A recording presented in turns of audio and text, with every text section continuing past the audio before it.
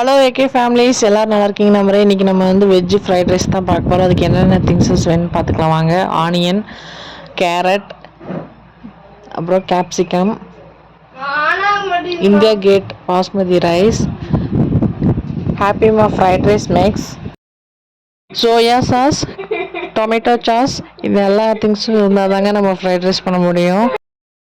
நம்ம இந்த மாதிரி கேப்சிகாமே இந்த மாதிரி கட் பண்ணி வச்சுக்கோங்க. அதான் பச்சை குழம்புன்னு சொல்லுவாங்க. அப்புறம் வெள்ளரி வெங்காயம் இந்த மாதிரி சின்ன சின்னதாக கட் பண்ணி வச்சுக்கோங்க. கேரட்டும் சின்ன சின்னதாக கட் பண்ணி வச்சுக்கோங்க.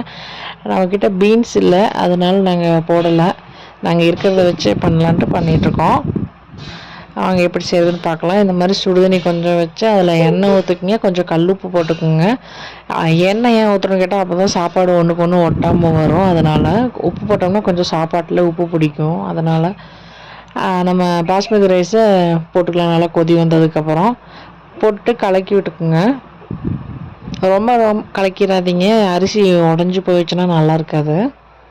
ஏன்னா பாஸ்மதி ரைஸுங்க நல்லா நீளமாக அரிசி வந்து வரும் இல்லையா, அதனால் அரிசி வெந்துருச்சு, சாப்பாடு ஆயிடுச்சு. நம்ம அதை வடித்து எடுத்துட்டோம். இப்போ வந்து வடச்சட்டியில் எண்ணெய் ஊற்றி நல்லா காஞ்சதுக்கப்புறம் வெள்ளரி வெங்காயம் சின்னதாக கட் பண்ணி வச்சோம்னா அதை கொஞ்சம் சேர்த்திக்குங்க.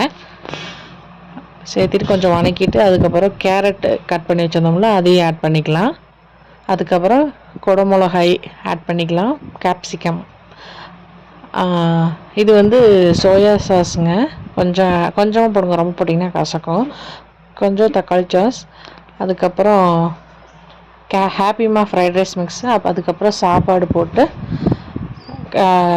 வடிச்சு வச்சோம்ல அந்த பாஸ்மதி ரைஸ் போட்டு அதை போட்டு நல்லா கலக்கிங்க. சூப்பராக ரெடி ஆயிடுச்சுங்க. நீங்களும் செஞ்சு சாப்பிட்டு பாருங்கள். ஓகே, பாய் ஏகே ஃபேமிலிஸ்.